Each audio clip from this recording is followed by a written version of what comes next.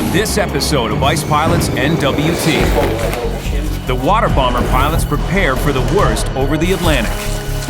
The groom-to-be prepares for the big day. And engineers prepare an Electra for its maiden mission. Why didn't we check all this sucking stuff before we went out of the hangar? Overpaid prima donnas.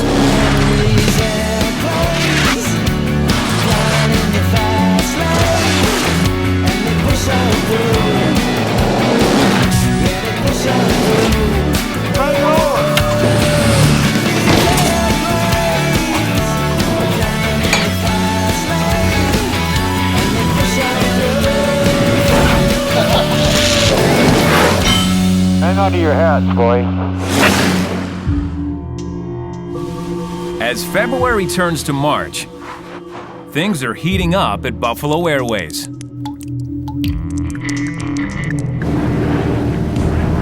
The CL-215 water bombers made it across the frozen Canadian landscape en route to Turkey in one piece.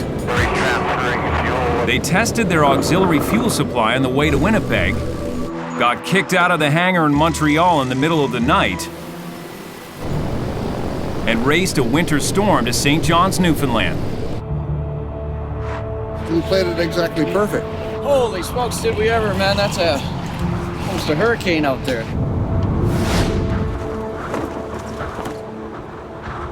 Well, that must be that offshore survival instrument. Now, Buffalo Chief Pilot Arnie Schrader, his co-pilot Justin Simley, and two hired guns George Fury and Dave Poole are taking part in a survival training course in case they have to ditch in the ocean.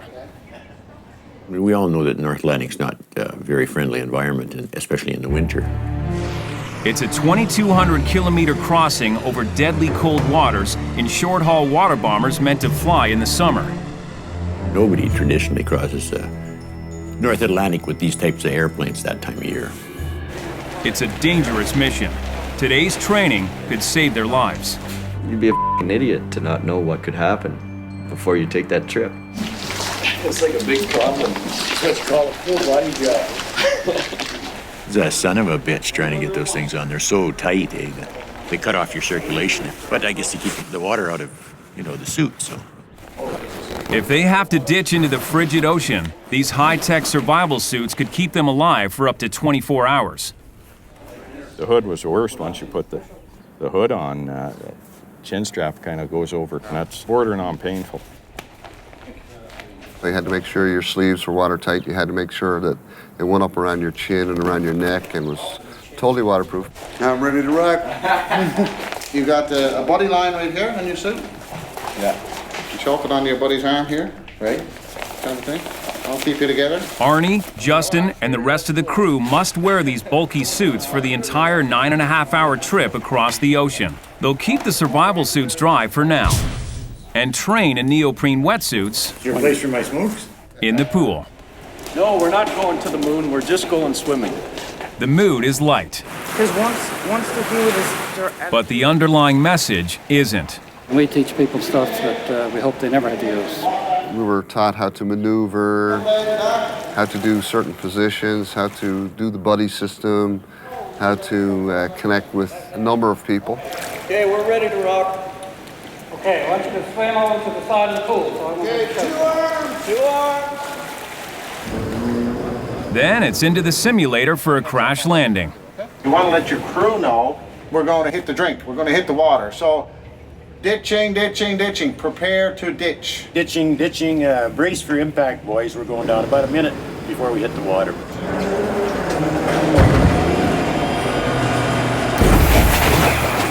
You've got to make sure your line, which is tethered to the aircraft, is cut. We need a knife too, eh? Because if the airplane you're in sinks and takes the raft with it, it's going to be completely useless.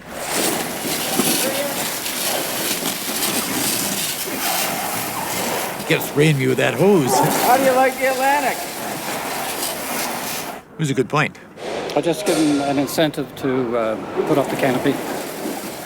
Time is critical when you're in cold water. It made us get the canopy up on the raft a lot quicker. It was really good, actually. I'm glad we did it. Learning how to survive ditching into the ocean is crucial. This is gonna really suck in the Atlantic. You sure wouldn't want to be out there doing that stuff in 40-foot swells, that's for sure. Back at the hangar, the engineers on the crew, led by Cory are doing maintenance on the 2 water bombers. Their #1 engine on TXB had a massive oil leak because they needed a cylinder change. And our compass system was f***ed. They need the engines and the compasses to be working right before they attempt the North Atlantic crossing. We can test it right on the ground. Because doing the same problem it was doing in the air to doing it on the ground, so it'll be easy to fix. You can't blast off for 1,400 miles with a compass system and an engine that's going to fail, right? So the engineers work on getting the planes ready and pray they won't need the emergency training they missed out on. Buffalo Joe sold the water bombers to Turkey for $7 million, a huge boon to Buffalo during a recession year. And Joe has 2 idle Lockheed Electras that he'd like to see earning their keep too. Powerful and fast, the turboprop Electra is the most advanced airplane in the fleet. People say, you know, you've been in piston pounders all your life and you've never had a turboprop and you don't know anything about turbines. That's sort of a myth that's around Buffalo, but we have had probably more experience with the turbine engine than a lot of people. Joe bought this pair of 1959 Electras for millions of dollars a few years back. Once we get north of the Arctic coast, we're running out of fuel. If fuel was like it was a few years ago, ongoing supply of avgas for piston pounding airplanes, no, there'd be no Electra here. But Joe has only used one of his Electras a few times. And the second Electra has sat completely idle. Now, there's a fuel haul contract to Baker Lake and Nunavut, and Joe wants to press an Electra into service. Every aircraft that flies the north has the capacity to hold fuel. The man Joe has put in charge of getting the Electra flight ready is engineer Chuck Adams. Chuck's worked on all these different aircraft, and he understands Electra very, very well. Joe says I'm in charge of the Electra program, but he never told me what the program was. I still don't know what the program is. All I know is I'm in charge. Chuck's task is to prep the Electra that's been sitting idle for the Baker Lake fuel haul. How much fuel can we carry in? Well, I haven't got that, but I'm trying to make, trying to get the loads in there without breaking the floor. Ray Weber is one of the Electra captains, and it's the pilot's job to calculate the plane's load. The airplane's got to be within the bounds of weight and balance, because if it's out of its weight and balance envelope, it could be uncontrollable in some flight regimes. Okay, so how much can we carry? I need that number. I need that friggin' magic number to take that. The math is complicated, but the principle is simple. I want to be able to lift that nose when it's supposed to lift, and kind of lift the way it's supposed to lift. You want to go up here and turn it upside down. Chuck needs Ray's weight calculations to begin prepping the plane. Can't deal with test pilots, man. The Electra must deliver fuel to Baker Lake in less than a week, and that puts Chuck on a tight schedule. Did everybody quit? Did you see that blonde kid? What's his name? Rob Despins has been apprenticing with Chuck for several months, but Chuck has yet to learn his name. So, he improvises. Where's Knob? I haven't seen him for a while. There's that little dog. Don't you be making a career of this. Every time I gotta look for something, I gotta find you. Before installing the fuel tanks in the Electra, all the extra parts that have been stripped out of the cargo hold need to be tracked and weighed. That ball mass gotta be weighed? Okay. That shit's all gotta be weighed? All this has to be weighed. All this here, this has to be weighed. I don't know what this crap is. This has gotta be weighed too. I think we would have better success of building a spaceship and going to Mars. Let's do it. Shut up. Meanwhile, in Newfoundland, Justin, Arnie, and the crew are doing some calculating themselves. This is our weather package. It's got all our North Atlantic charts, all our Canadian charts. The 2,200-kilometer flight to the Azores Islands on the other side of the Atlantic should take about 9.5 hours. Our departure time was slated for about 5 in the morning, so we could make the Azores before dark. So we're out of it. Well, Not too many miles, eh? pretty well. But the pilots need 3 elements to come together before they can take off on this dangerous flight.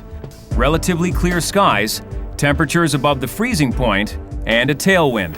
The winds are right. From their hotel room in St. John's, they check in with the region's weather office on the phone. We have no de-icing equipment. Oh, okay, so that's your big concern here is no de-icing in the aircraft. Correct, yeah. Okay. Most commercial aircraft have electric de-icing capability in the wings.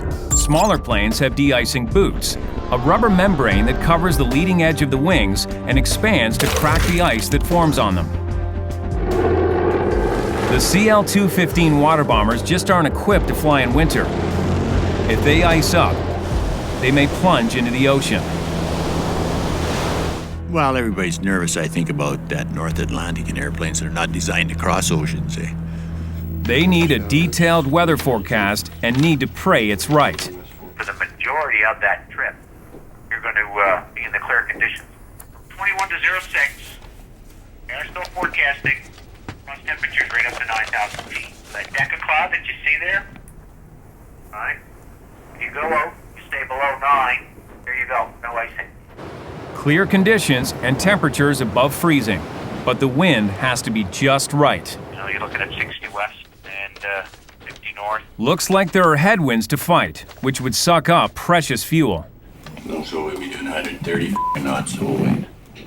That's going to bring it up to 10 hours. And then once we hit 40 degrees west, which isn't quite halfway, we're looking at 10 knots on the nose. We can't go in that. You know, run out of fuel. Yeah. Can't just pull into the nearest gas station. This is where the wind changes on us and goes to a headwind. Just going to have to wait for a tailwind. The water bombers are expected to arrive in Turkey in a matter of days. But if the weather over the North Atlantic doesn't change, that deadline will not be met. Still to come, a catastrophe off the coast of Newfoundland. The Mayday call came just minutes after the pilot attempted a return to their St. John's base.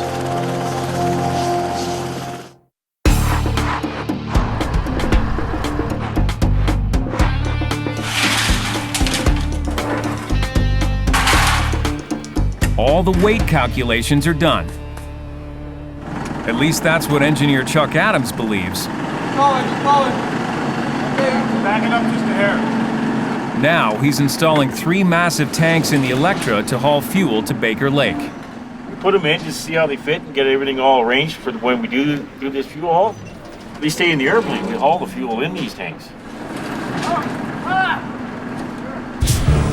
While Buffalo's vintage DC-3s, DC-4s, and C-46s are 65 years old, the Electra is a mere 50. Early in November 1957, the first Electra emerged from the production line. Each one of its Allison prop jet engines packs 3,750 horsepower. This engine's at 100% power all the time. They are jet engines. They just have propellers hooked on the front of them, so there's really no difference between flying the Electra and a jet. In fact, the Electra with its 4 turboprop engines was the stepping stone between the propeller era and the jet age. It made a big splash when it was unveiled.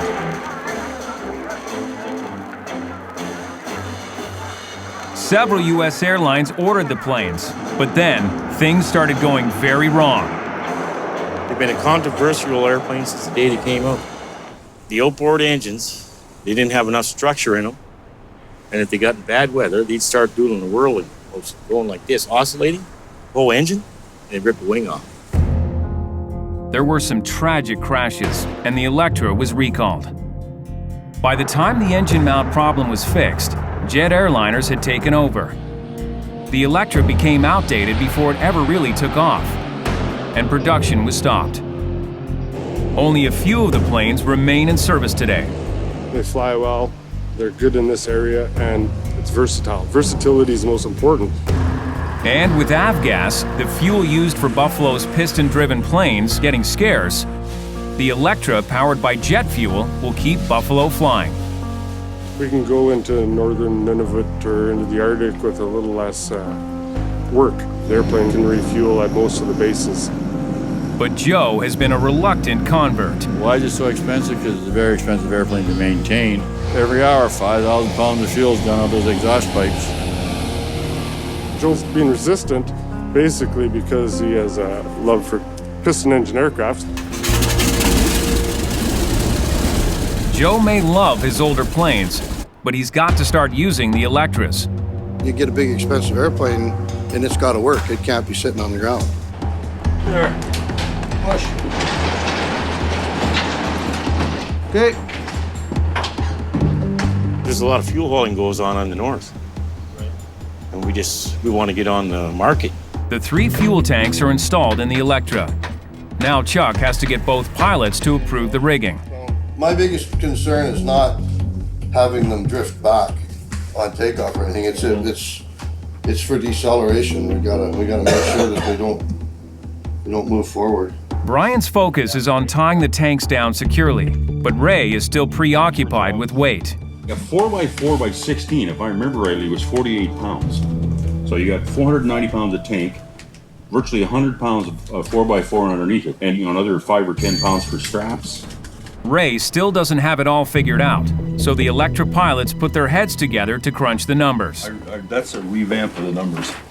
Frustrated that the weight issue hasn't been resolved yet, Chuck takes a hike. Come out of here, brother. Quit. Across town, Mikey McBrien is on a mission, and it's brought him to a place he rarely visits. Yeah, I don't really like grocery shopping too much. Was it $17 or 16 bucks? I'll see if I can make it for cheaper than that. We'll see. Mikey has never baked anything, but it's Joe's 65th birthday, and Mikey wants to do something special for his father. Usually I forget the old man's birthday, so this year I'm gonna go ahead and try to make him a cake. I gotta figure out where the cake mix is. I think this might be... Mikey's job at Buffalo requires a lot of problem solving under pressure. We're in the crackers aisle, I guess, and meat. But this is different. This is kind of cake stuff. It must be pretty close. 12, are these 3 liter? The f***ing inches. I wonder if I can cook in that. There's a lot of different types of pans out there. I thought like a cake pan, it would say cake pan on it. There was stuff that looked like donuts. There's f***ing corn oil, sunflower oil, canola oil. Where's the vegetable oil? You know what vegetable oil is? Try to buy it. Sprinkles. Look at this green icing. This is like one-stop shopping right here.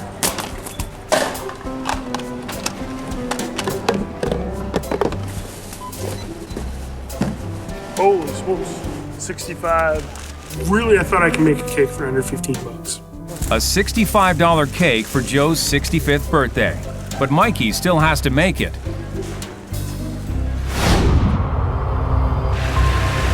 Across the country in St. John's, Newfoundland, a string of bad weather has kept the water bomber crews on standby.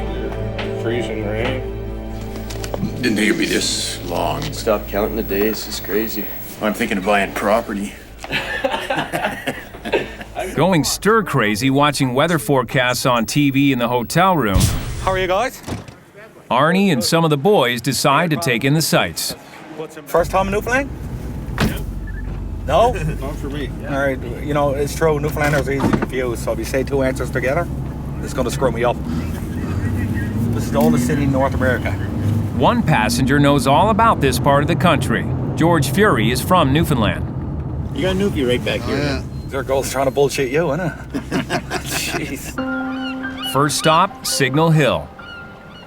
An historical site dating back to the early 1800s. The century-old Cabot Tower here served as a beacon for distressed ships caught in bad weather. Where are you headed to? The Azores first. We're crossing a body of water that's very extensive, and we have no alternates. When we're halfway across, there's no going back and no turning around and no place to go left or right. We're going to head into Cape Fear. Cape Fear is the most easterly point in North America. Over the years, hundreds of ships and propeller aircraft have been swallowed off this coast. The view of this vast gray ocean brings home the reality of the flight ahead. When you see those 30-foot waves, you think about it, because in my opinion, it's very difficult to survive if you went down the North Atlantic. Almost impossible. Glad we took that survival course. Coming up, the Electra finally takes a test flight. But Chuck isn't happy. 7-minute test flight. We didn't even get the flaps up.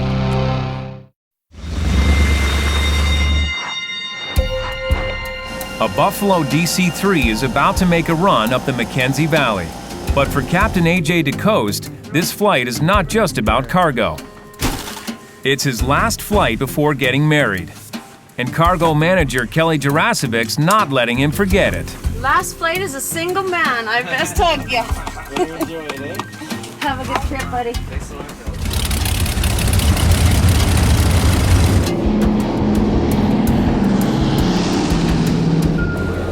AJ and co-pilot Gord Cooling are delivering food and supplies to the remote settlement of Delaney. No matter how many times he's flown this route, flying never gets old for AJ.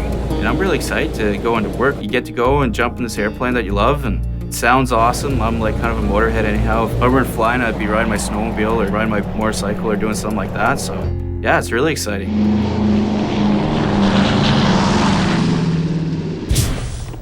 Fortunately, AJ's fiancée Candace fully supports his motorhead ways. I met AJ in Winnipeg at the bar. I guess picked him up. I was a pilot before I ever met her, so she knows all my stories and she knows, you know, what it is I do. When you are dating somebody from Buffalo, you definitely are looking at marrying into the company because it is a lifestyle. And most of the company will be coming to the wedding. The dress code, more down parka than black tie. The couple is getting married at the Snow King's Ice Castle, a Yellowknife winter landmark. But first, AJ has nearly 6,000 pounds of freight to unload in Delaney. I'm getting married on this weekend, so I think it's going to be a long marriage. She said it would be my last flight as a single man. I hope she's right. AJ only has a few days to get ready for that walk down the icy aisle. All my family's coming up here, and some of my close friends. Should be a pretty good time. And the wedding's not the only big change coming up for AJ.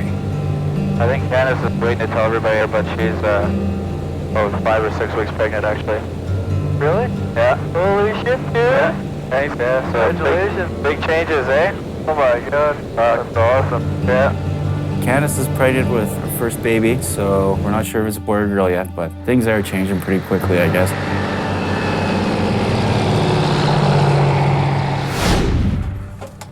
AJ's upcoming nuptials aren't the only big event on the Buffalo calendar. But also got sprinkles too. There's also Joe's 65th birthday. There's a picture of this pan in that thing. Mikey is baking a cake for the occasion with his girlfriend Gail. Mikey always does something different every year for somebody's birthday. You never know what is going to happen. She kept her distance and tried to help me learn the lesson of cake making. Now, how do I go to the third cup? Does it tell me? Yes, it's not rocket science. I mean, it's not a hard thing to make a cake from a box. I've been going out with Gail for like a year and a half. We're both taking business administration at Red Deer College, and we did 4 projects, and 3 of them got top of the class. He added his own uniqueness to it because he bought a marble cake and got some green food coloring and made the white part of the marble green. Green, the color of buffalo air. Now this is the frickin' ticket. Well, I hope it's edible when you're done. That's very unattractive. Never a dull moment with Mikey around. I wanted to separate all the green ones out here. Well, this is not practical. I think the cake looks amazing. I'm really proud of myself. I don't get to say that much. Mikey knows that Joe is pragmatic above all else, so this $65 cake better be worth it. I don't want people to think it's a $14 cake. That's a $65 cake. The question is, will Joe care more about his son's gesture or the $65 it costs to make a cake from a box? We're not a family that goes around and tells how much we love each other because, I don't know, it's just not how we are. I'd be scared if you ever said that to me. I'd be like, you dying or something? They don't openly show affection with each other, but it's the things they do for each other that show their affection for one another. I put happy birthday, this cake cost $65. But I could say that this freaking thing is coming out pretty awesome. In the Buffalo hangar, Chuck Adams gets a hand with an overhauled Electra propeller from mechanic Juan Tesher and Rod McBrien. So I can line up there, Chuck? Yeah, that's good. Having 2 Electras ready to fly will change the way Buffalo does business. Now we're going to be capable of hauling a little bit more fuel more often over longer distances. But nothing on the Electra comes cheap. These props are worth about $75,000 just for the overhaul. Once the propeller is installed, the Electra should be ready for a test flight. This prop regulator is what controls the blade angle. That's why they call it a regulator. It regulates. It's like an alternator alternates, carburetor carburetutes. Generator generates. Come on, boys. While Chuck and the mechanics get things ready in the hangar, Right there? a meeting has been called to sort out the pilot's calculations. So how many times does 11,000 go into a million? A whole bunch. Before we go talk to Joe, we should sharpen our pencil a little bit here and redo those numbers with the lighter weights. How's it going, partner? Oh, pretty good, yeah. Top notch. The Buffalo brass, Joe and accountant Dave Forbes, go over Brian's figures. If these numbers are right, that's what they are, and we can't argue with that. But also, Joe, you gotta remember that that damn strip is only 3,800 feet long. Oh, they're just disagreement on the weights we're going to haul in on this fuel haul. I think they're trying to get it together now. But we don't have a whole lot to offer at those numbers there. Nope, we gotta be careful. We're not quoting outside our limits. No, and that's why that's where it gets embarrassing. I may have made an error in my landing calculations, and he may have made error, but between the two of us, he went one way, I went the other. One's got this kind of weight, the other's got that kind of weight. What we're trying to do is reconcile what the differences are. I did my quote on 4,200-foot runways. Yeah, fine. And it turns out that the runways are much shorter than that. So that's Does why that account for the whole difference? And I kind of suspected that it was somebody off the cuff said, what can we carry? And he just worked it backwards from our max landing weight without realizing that the runway may be a limiting factor. I would have come up with very similar numbers of what Ray came up with if I would have had the runway lengths. Pilots? Well, I'm beginning to wonder. I used to have a little respect for them, but I'm starting to lose respect.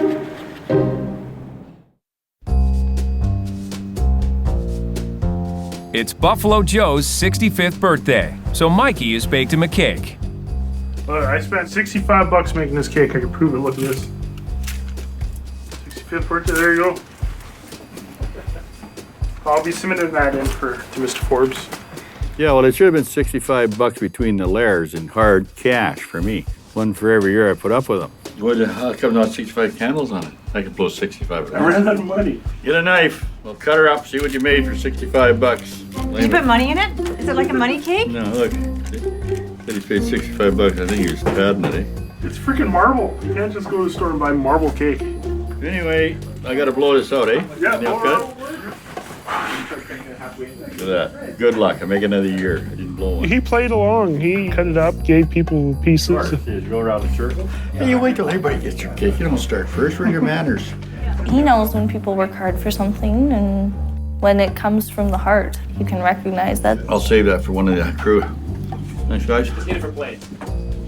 Really good. Thanks, Mike. I was quite proud of him. I do everything just to see that smirk on his face. He gets that smile on his face. It's pretty good. This is the best cake I ever had. And if you need eating cake making, you can go look farther than here. It's takeoff time for Chuck and the Electra. Today, all his hard work will be put to the test. Everything's looking in here, Chuck. Top notch. Well, we just want to make sure all of our navigation equipment works, all of our radios work, and that the engines and the rest of the aircraft performs the way it should. Both Electra captains, Brian Harrison and Ray Weber, will be flying the test flight. All righty, let's get out here, boys. Oh, you better be. Chuck and 2 other engineers will be riding in the back seat. But immediately, there's a problem. Can you hear me? I can't hear you. The intercom system isn't working right. They can't hear each other. Hello, hello, hello. Why didn't we check all this stuff before we went out of the hangar? It was working before. Well, why don't we just go with what we got? Not an ideal situation, but the pilots agree to proceed with the test flight.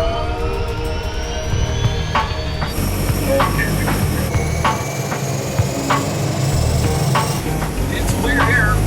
Hey, we're clear on the left.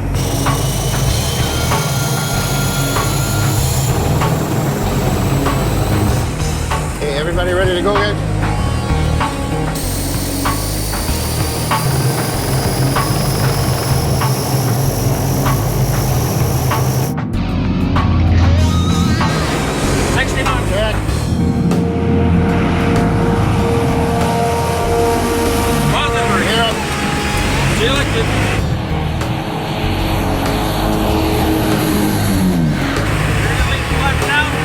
Leave the flaps up.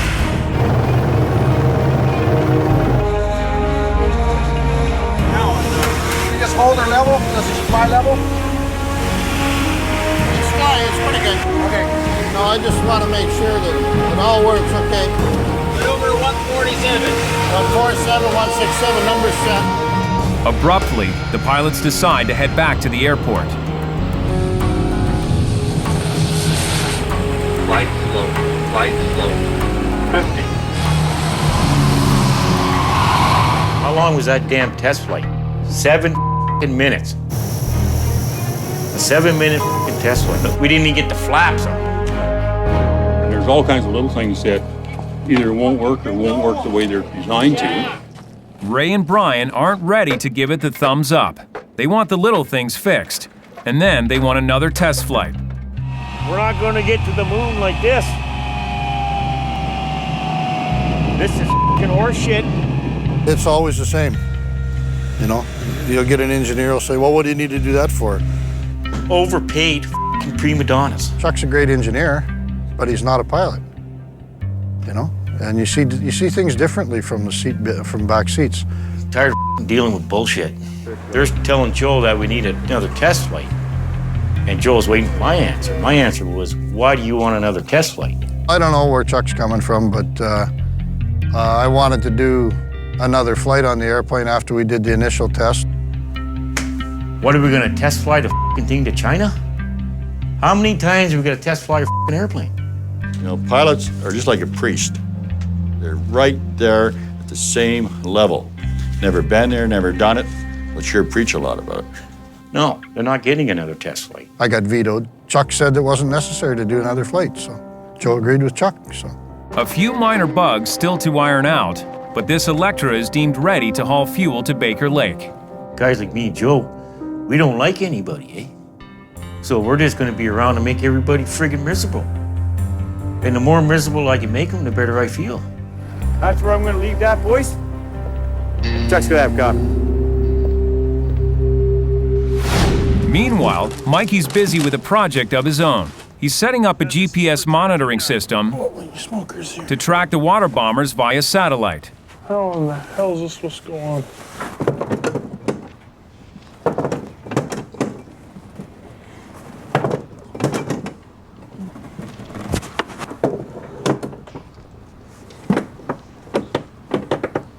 If that falls, man, no, it won't fall. We'll follow both airplanes. And if for any reason if there's something wrong with them, we'll know right away. All right, hopefully she turns on. It works. The system is ready. Now all they need is the weather to cooperate. The forecast is to get better for our arrival time. That's why we're going out. The water bomber crews are in the St. John's Airport making plans for departure. Are you ready to file rooster, or what do you want to do? You want to file formation, or? If they'll let us go for formation, fine. Back in Yellowknife, with his tracking system up and running, Mikey is pulling an all-night shift, waiting for the water bombers to take off from St. John's. Hey, Arnie, it's Mikey. Hey, Mikey. Hey, what's the latest, man? We're just fueling, getting ready to go. File the flight plan, we're out of here. Yeah, probably 4:30 is what we got for departure time, so. Perfect. It's too good to be true. Warm temperatures, clear skies, and an all-important tailwind. Fueled everything up, got everything ready, ran the airplanes up. Our weather briefing went good, and we were ready to go. We done a final weather check. Then, a sudden change in the forecast. The weather in the Azores went for crap. We completely fogged in. It's going to be like that for a while, by the looks of it. Christ. No breaks for us today. We're ready to rock and roll. And at the last minute, we had to cancel. Well, it was perfect. Earlier. Hey, Mikey. What's going on? The weather has just went for hell in the Azores for us. Oh. The best that we can see is 200 feet. Oh, man, that sucks. Now the forecast has changed totally, so. Here, let's talk to Justin for a minute. Hey, Justin. You know, you got to feel pretty good about taking $5 million worth of airplanes and 7 people's lives, you know, across the ocean. And with that forecast, it was tough to feel good about it. Well, I guess we better see if we can get back to that. Get those airplanes back in and get back to the hotel. Better phone the hotel and tell them we still need our rooms, I guess. Coming up, AJ's wedding on ice. And the Buffalo gang show up in force. I don't know what I was thinking.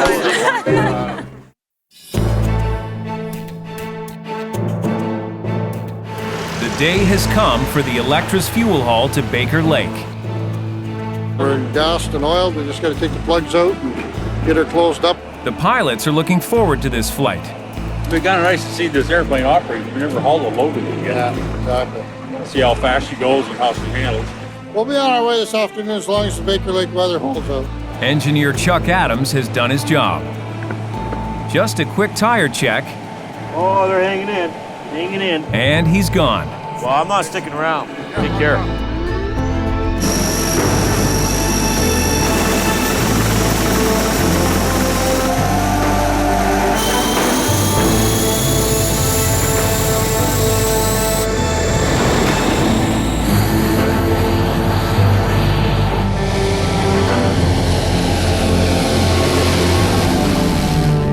We're airborne. That's a good thing. Today's also the day AJ is getting hitched at the Ice Castle, a structure made of just ice and snow. The gang from Buffalo makes a strong showing. I've been asked to be the greeter, keep the ruffians out, you know what I mean? It is kind of just an open door place, and he lets people in, so anybody that doesn't belong, they get told to get 86. How you doing? You coming in for the wedding, folks? We are, yeah. Awesome, just around here and hang a left, pretty please. It was really nice to have so many people from Buffalo at the wedding. I invited the whole crew that was up here, and most of them showed up. You know, the people up here do feel like family to me. Everyone's in formal wear, Buffalo style. Janelle Glenn stepping out in open-toe shoes. I don't know what I was thinking. But it's AJ's attire that's taking center stage. A few catcalls and some whistles there from, you know, everybody at Buffalo for the wearing the tux. I don't know, I think that they're kind of a little bit shocked that, you know, I cleaned up so good. I remember the moment when Candace was walking down the aisle towards me as I was standing there. She had a big, huge, shawl that she was wearing. She looked amazing, and she was smiling. It was neat to walk in and then see AJ there waiting for me to walk down the aisle. Learn to respect your individual outlook. Share your thoughts, experience, and dreams with each We started actually saying our lines there. I started getting a bit choked up. Hi, Anthony. Thank you, Candace. My wife.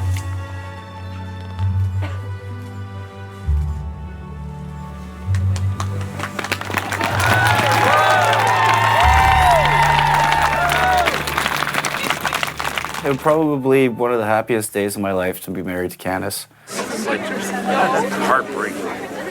The ceremony was great. A little chilly, but unique.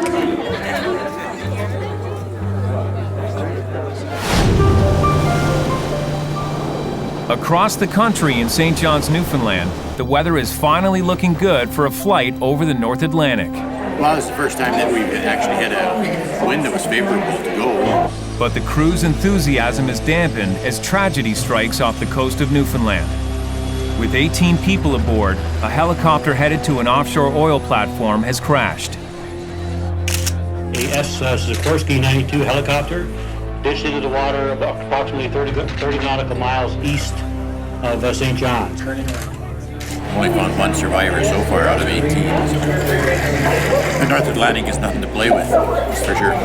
Coast Guard ships and military aircraft have searched the crash site all day, so far finding only one survivor. Most of these people are from this area. It's a small area, so A lot of people would know those men that are on that helicopter. We're doing basically the same thing, only going a longer distance. We're going 1,300 miles. But time is running out.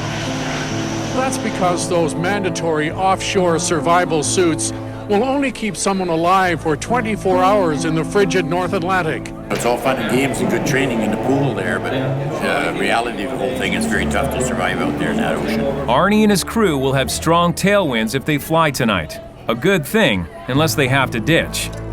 Now they're going to have probably 25, 30-foot waves tomorrow with that wind. We couldn't even possibly land. You know, we might survive the landing, but the airplane would sink almost immediately in those type of winds. Weather's shits. Helicopter just crashed out there. It's not very good, so. But we're totally prepared. The helicopter crash is a terrifying dose of reality. A little bit sobering, yeah. Send some chills down your back, for sure.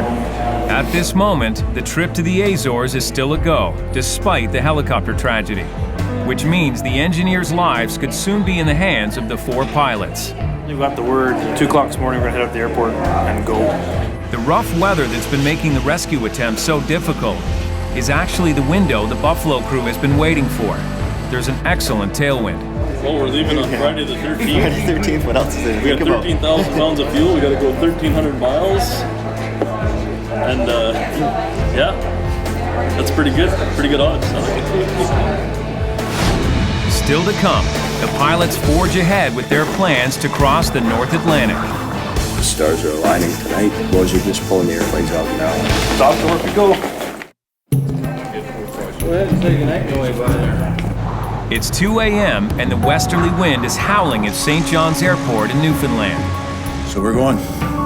It's a good tailwind, exactly what they need for this flight to the Azores Islands. Cut my hair and everything too, getting that survival suit. I see that, yeah. I wanted a tight seal. In a hurry to get their Martian suits on. Might as well be comfortable while you die of hypothermia. Stop to where we go.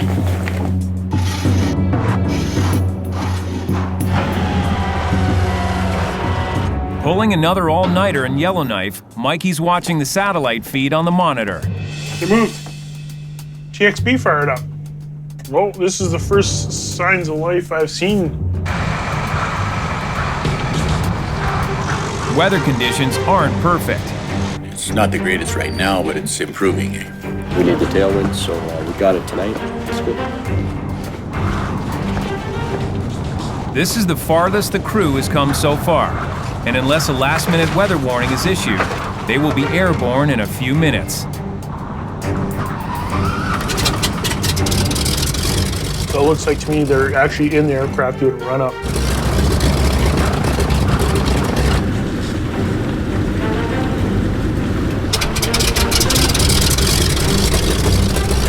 Both airplanes are lit. We got both planes fired up. I just got a text message. I'm waiting for oceanic clearance before takeoff. And they get it. You are clear for takeoff. Oh, here we go, boys. 2 knots. Getting excited. TXB's heading down the runway. She's 11 knots. There she is. F&F should follow right behind her. Oh. TXB's taking off. Look. Well, she's in the air now.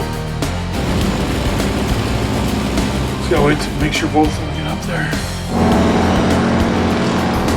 There she goes. Both of them are now in the air. We are in business. It will take over 9 hours to reach the Azores Islands. But in less than 2 hours, they'll reach their point of no return. And then there will be no turning back. Your adventure has just begun. On the next episode of Ice Pilots NWT, the rampy conflict escalates. Pretty unhappy with it all. And the water bomber pilots face danger over the North Atlantic. We got an overspeed. Okay, Santa Maria, Santa Maria. Confirm your intention. Will declaring it an emergency this time.